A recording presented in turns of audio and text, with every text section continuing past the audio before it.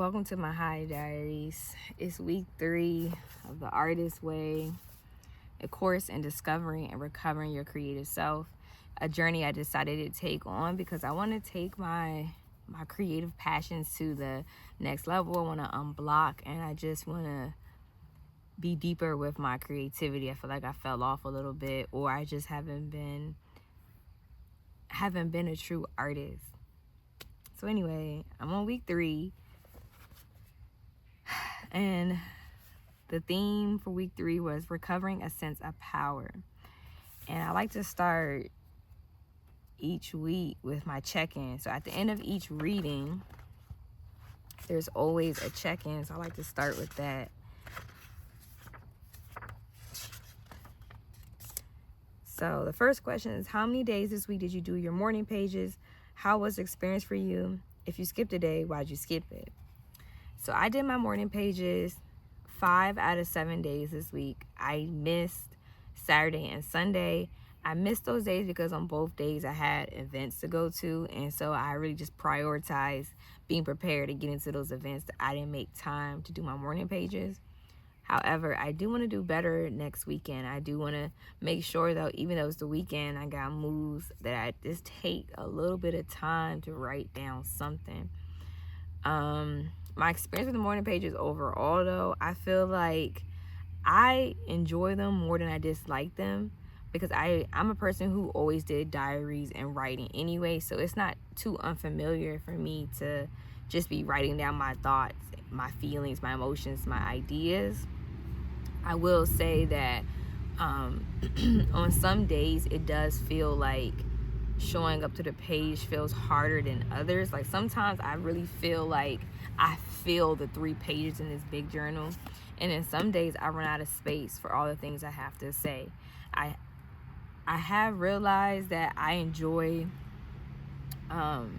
writing more and exploring ideas and concepts in my morning pages rather than just talking mostly about how I feel, because I feel like I be feeling the same thing every day. And just I'm in the tent, y'all, so little bugs are flying in here, but I just feel like sometimes I just get tired of hearing myself complain or mention the same thing day after day. So it's just like it feels better and just more energetically better for me just to write like my ideas and explore concepts. And I also been doing like sketches now in my morning pages, because sometimes I'm not thinking just in words, I'm thinking in pictures also, so it just felt natural to do that. The next question, she said, did you do your artist date this week? What did you do and how'd you feel? So this week I got this tent, which is like a little Five Below $15 tent, and I went to a lake and I just chilled out. I painted, I ate food, I wrote, I just was chilling and enjoying nature and doing some creative shit. And I really enjoyed that. I feel like it's something I've been wanting to do for a minute, and now that the weather is getting better, and I just feel so good in nature. But sometimes I don't want to just be out in nature because I'm allergic to grass and trees. Like, even though I love it and I'll still sit in it, sometimes I like the protection of still being outside, but like being in the tent. So that was really cool. I really enjoyed my artist day. To the fact that I'm still doing it. It's a whole different day, and I'm still grabbing the tent out, chilling in here, getting things done. Okay, the next question was, did you experience any synchronicity this week? What was it? So, by how my understanding of synchronicity is, it's like when you ask for something and you get exactly what you asked for. I think the saying she said in the reading was like, watch what you pray for because you might just get it. And so did I experience that this week? I feel like, honestly, I'm not sure. I don't really remember. I feel like there wasn't like a big like something I asked for in particular and I got, but I think that something I asked for overall was to spend time and see more of my family. And you know, my cousin had a graduation brunch, so I feel like in that kind of way.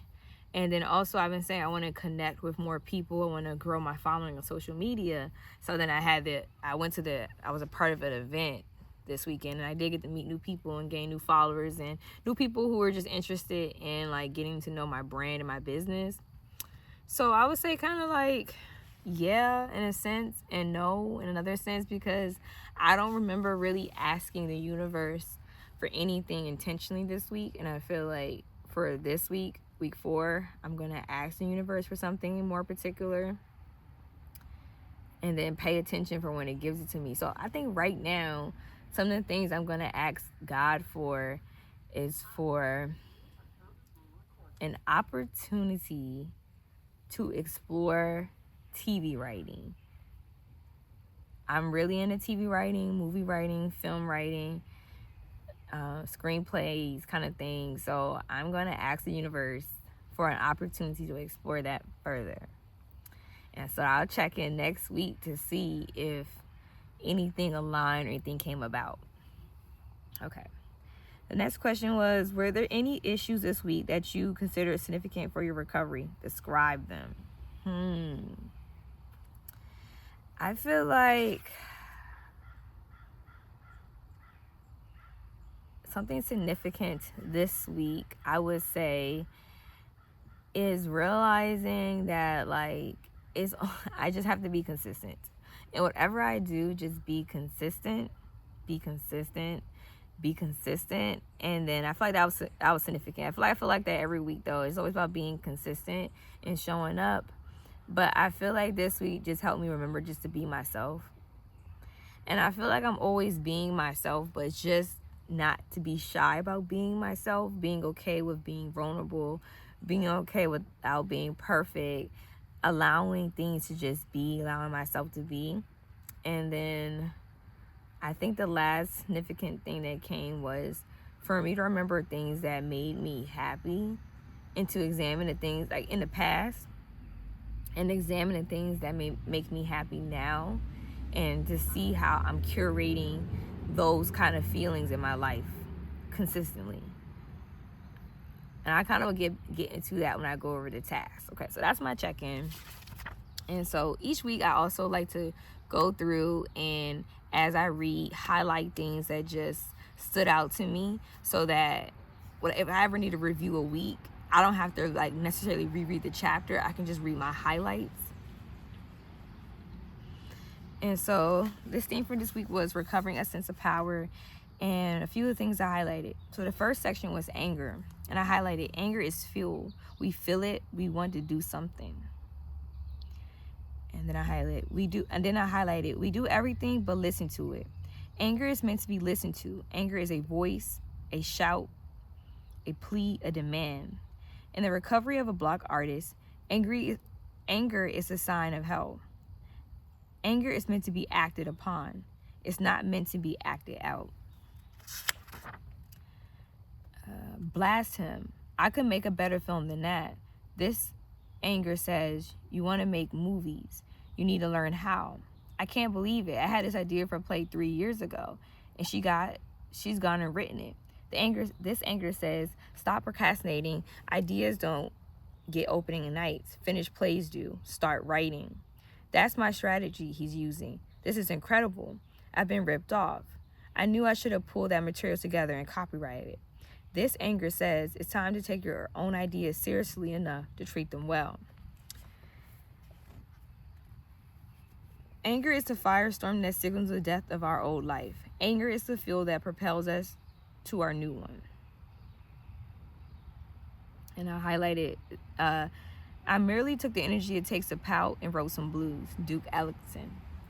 So that section was very important to me because I used to be a very angry person. I get mad about anything, especially when it comes to like business and things of that nature. Like, oh, I had that idea. Why didn't I not put it into action? Or this person did me wrong in a business deal. Why didn't I not have a business contract in place?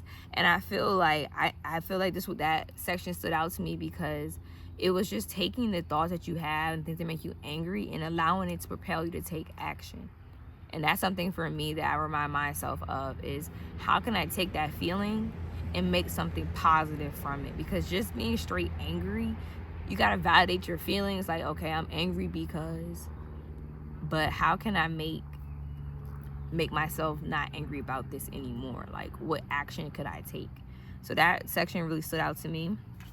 The next section was about synchronicity, and I highlighted a writer's prayers. Answered prayers are scary. They imply responsibility.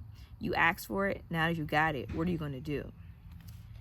A writer acknowledges a dream to go to film school. A single exploratory phone call puts him in touch with a professor who knows and admires his work and promises him that the last available slot is now his.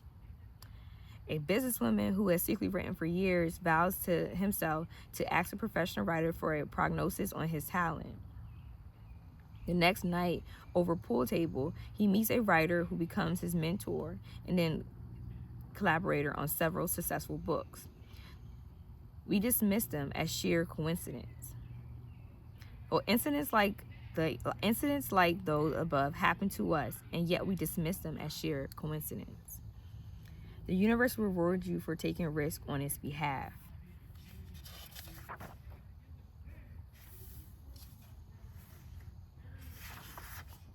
And so this section was really long, and so I highlighted more stuff. A discovery is said to be an accident meeting a prepared mind.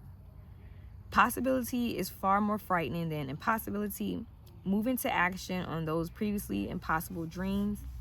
Ask and you shall receive. Knock it and it shall be open to you. Ask, in parentheses, experiment, and see what happens. Record the results. It is any wonder we discount answer prayers. We call it coincidence. We call it luck. We call it anything but what it is, the hand of God. We act in behalf of our truest dreams when we commit to our own soul. When we answer that call, we commit to it. We set in motion the principle that C.G.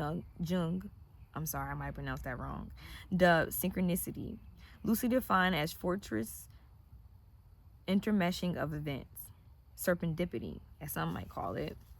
Once you begin your creative recovery, you may be startled to find it cropping up everywhere. The possibility of an intelligent and responsive universe, acting and reacting our interests. I have learned as a rule of thumb never to ask whether you can do something. Say instead that you're doing it. Then fasten your seatbelt. The most remarkable things follow. God is efficient. God is showing off. The universe falls in with worthy plans, and most especially with festive and expansive ones.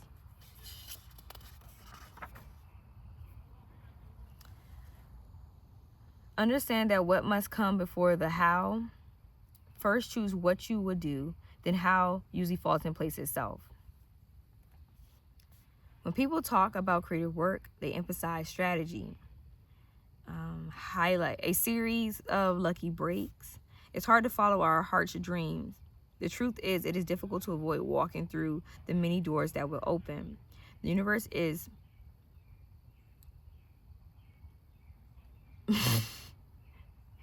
I don't know.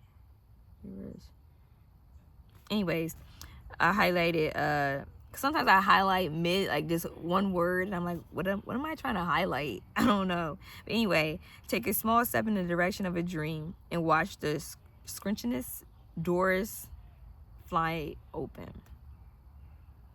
Leap and the net will appear. Desire, act, believe, receive. Whatever you think you can do or believe you can do, begin it. Action has magic, grace, and power in it. Okay, so that was a lot, but I really like that section because I feel like it's one of those, it's kind of like manifestations is how I think of it. Like, you ask for something, you receive it. You ask for something, you put action to it, and then you receive it. Or you just never know, like, when your mindset changes about doing something or you make a plan to do something, like, you never know what you're going to get from it. It's like, for me, it's the biggest highlight of this is like you have a desire, something you want. So, for example, I desire to have the biggest cannabis brand on the East Coast. That's what I plan to do with Buddafly Effects. And so I'm going to ask the universe, dear God, dear guardian angels, I ask that Buddafly Effects grows to be the biggest cannabis brand on the East Coast. ask that we grow the best organic living soil flower, we throw the best events, we have the best community, and all the things we great. And then the next step is to believe it, really feel it, and then receive it. Like, I'm already thankful, it's already mine. And I think, and just not in just saying that, it's to just start performing like it already happened. So then, but that way you get into the same, I don't know, same frequency as that desire. So that's like my whole summary of that section. Shame is the next section, and I highlighted those of us who get bogged down by fear before action are usually being sabotaged by an older enemy, shame. Shame is a controlling device. Shaming someone is an attempt to prevent the person from behaving in a way that embarrasses us. Art brings things to light. It illuminates us. It sheds light on our lingering darkness.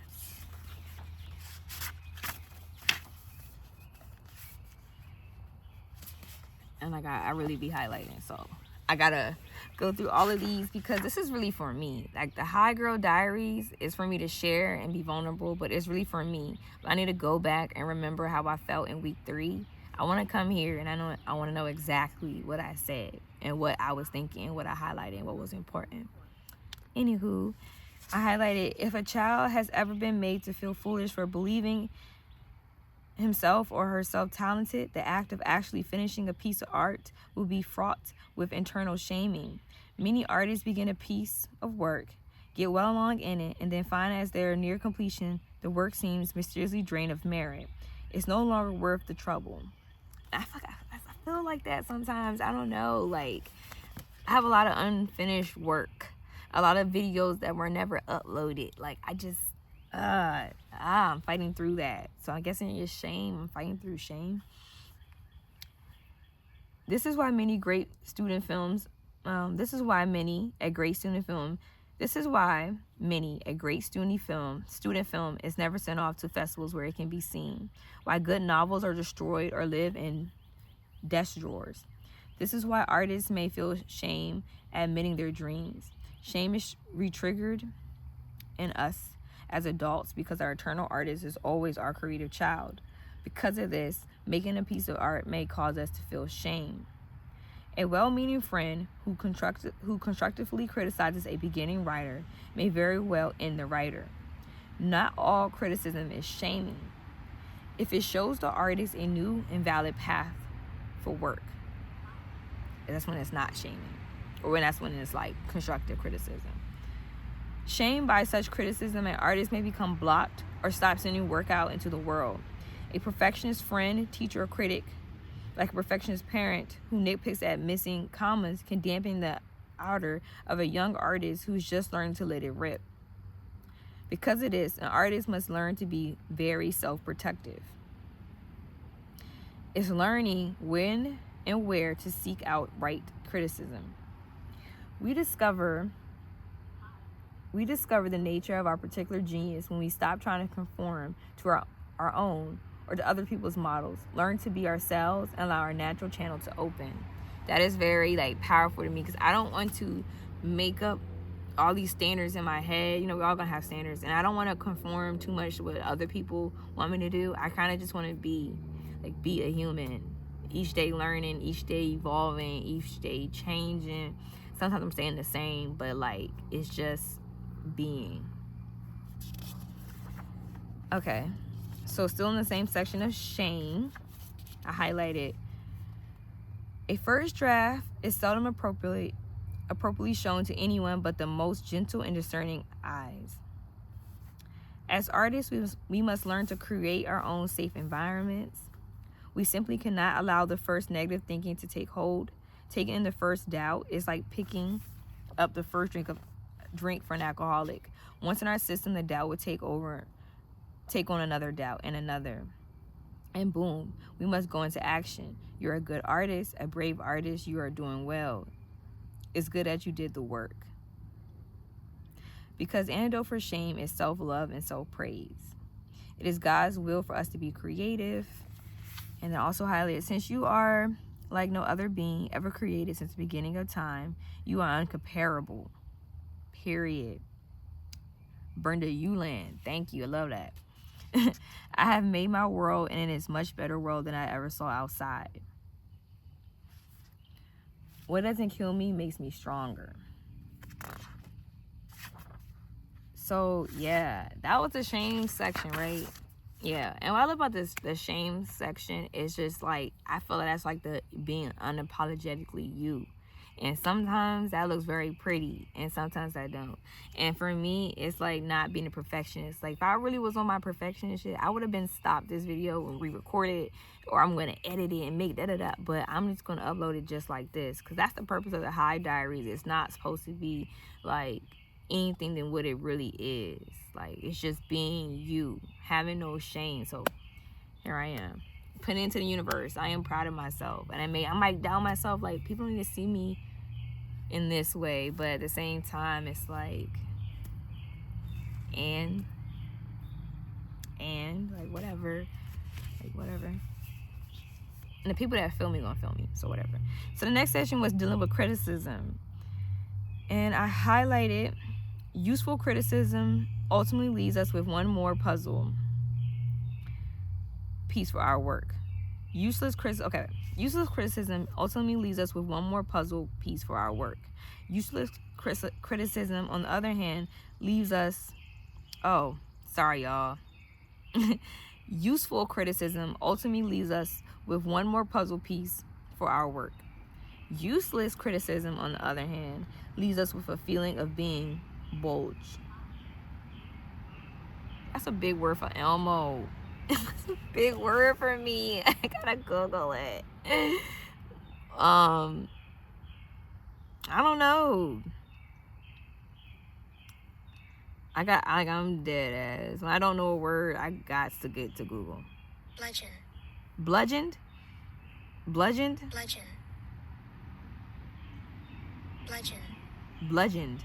Okay, my bad. Bludgeoned. I never use that. That's a big word for me. I'm not gonna lie. Useful criticism, on the other hand, leaves us with a feeling of being bludgeoned. And bludgeoned means beat repeatedly with a bludgeoned or heavy object. Okay. I highlighted it though, so I knew it was important. The rules of criticism. No, the rules. There are certain rules of the road useful in dealing with any form of criticism. And so, rule number 1, receive the criticism all the way through and get it over with. 2, jot down notes to yourself on what concepts or phrases bother you. Jot down useful notes on what concepts or phrases seem useful. Do something very nurturing for yourself. Read an Olga review or recall a compliment. 5, remember that even if you have made a truly rotten piece of art, it may be a necessary stepping stone to your next work. Art matures spasmodically and requires ugly duckling growth stages. 6, look at the criticism again. Does it remind you of any criticism from your past, particularly shaming childhood criticism? Acknowledge to yourself that the current criticism is triggering grief over a longing-standing wound. 7, write a letter to a critic, not to be mailed, most probably. Defend your work and acknowledge what was useful, if anything, in the criticism proffered. All right, I ain't gonna lie. Some of these words, I don't know. But it's cool. It's cool. We learning new words, okay? Because she do a lot of words. It's like, what? And I'm high, girl, what? But anyway. 8, get back on the horse. Make an immediate commitment to doing something creative. 9, do it. Creativity is the only cure for criticism. Artists who seek perfection in everything are those who cannot attain it in anything. Whew. Week three was a lot. So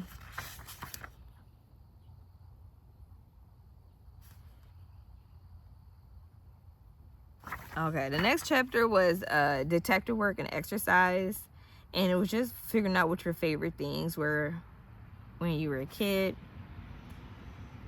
And so you basically had a list like what your favorite this was, your favorite that was. I'm not going to go through that. But I did highlight take your life in your own hands.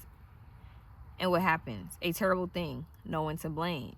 And that's by Erica Jong. I like that because it's like you can't blame no one after you already did what you had to do. After you done did it, it's like I can't say, well, this, but especially when you're an adult, you got free will. Do what you want to do. I highlighted that. And the next chapter and the last chapter or section of this reading was growth. I highlighted a lot in growth. Okay. Growth. Growth is an erratic forward movement. 2 steps forward, 1 step back. Remember that and be gentle with yourself. A creative recovery is a healing process.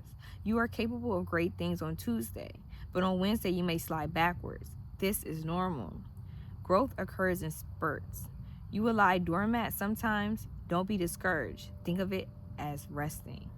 And I feel like that just goes without saying. Like, just understand that growth is not just always a upward thing. Like, sometimes it looks like this, and that's cool. So that's like what it is, and that's what most of us experience. I highlighted that so I could just keep that in mind. Practice being kind to yourself in small concrete ways. So I might mispronounce words. It don't have to be perfect. It's cool. Like, you just doing you. So I feel like I'm being nice to myself. I'm caring for myself. I don't care if it's not like this and like that. Like, sometimes I do, but I'm not over judging myself. If you do one nice thing a day for yourself, God would do 2 more. Be alert for support and encouragement from unexpected quarters. Make a commitment to quiet time. Try to acquire the habit of checking in with yourself. Several times a day, just take a beat and ask yourself, how are you feeling? Listen to your answer. Respond kindly. If you're doing something very hard, promise yourself a break and a treat afterward. Yes, I'm asking you to baby yourself. We believe that to be artists must be tough, cynical, and intellectually chilly. Leave that to the critics. As a creative being, you will be more productive when coaxed than cope. You got, I be like, wait, what?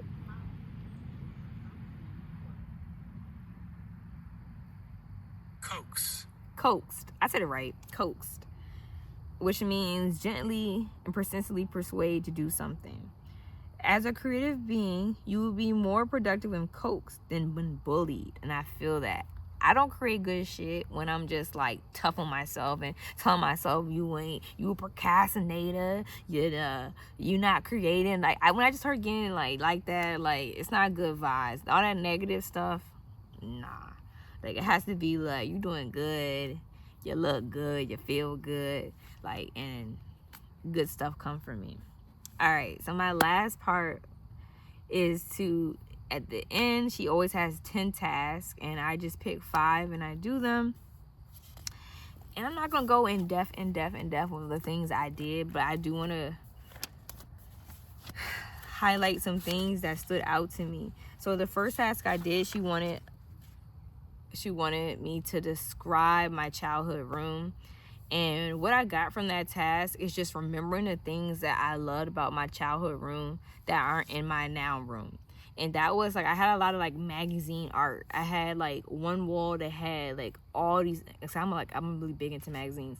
So I had like all these magazine covers, different ebony essence of just different black figures on my wall. And that was real cool. And I also had this really big like magazine cutout collage, and those were things that brought me a lot of, like, I don't know, it felt really cool, stuff that I created. It felt very artistic and very creative, and I want to incorporate something like that into my room again and just have those, like, my own art pieces, my own, I don't know, like, you go to the museum and you see something hung up. Like, I felt like that's how I felt about that as a kid. Like, oh yeah, I love that. So I want to bring that into my new space. Like, some kind of form of that, whatever that looks like now. And the next one is to describe 5 traits you liked about yourself as a child. And I feel like, I feel like the thing I like the best about myself, I felt like I was more of a hustler then. I feel like I was just more, I don't want to say it was more sure of myself, because I feel like now that I've turned 30, I feel more sure of myself than ever. But I felt like I just did everything without fear. Like, yeah, I'm going to do this. Yeah, I'm going to do that. Like, nobody can really tell me nothing. And I really like that about myself. I also was more organized. I'm still organized, but I'm not as organized as I used to be. So I do miss that about my younger self. Habits. She wanted us to take a look at the habits that interfere with your self-nurturing and cause shame. And my biggest thing is doom scrolling. I hate that I get on social media and I would just scroll. I hate that. Like, it doesn't do nothing for my brain. I don't remember the things I'm seeing. I might remember a few little things, but like, I could do better things with my time. And I hate the way it makes like me feel like I'm losing brain cells by doing that. And the next one is list 5 people. They wanted us to list people that you admire, both like just straight up and secretly, and like what traits do these people have that you can cultivate further in yourself. And I feel like a lot of people that I admire are Black women who are entrepreneurs, people who have taken on their own creative thing, and they all look different. It could be fashion, it could be digital marketing, it could be film writer. It could, like, I just like when Black women use their creativity to pay their bills and they look good while they doing it. And that is something I want to cultivate further in myself. I'm already doing that. Like, I have a business that I've been putting together and I look good doing it, but I do want to take it to new levels and really just get in my bag with it. And the last task, was that all 5? And the last task was inner compass, and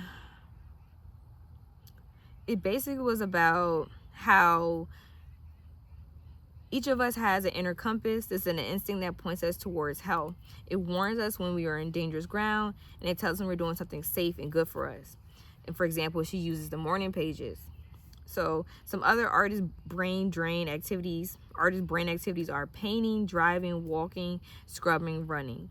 This week, take an hour to do something for your inner compass by doing one of these activities. So I painted and I love my painting. It was so cute. And I feel like painting is one of those things where I never felt like I was that great at it, but I enjoy doing it.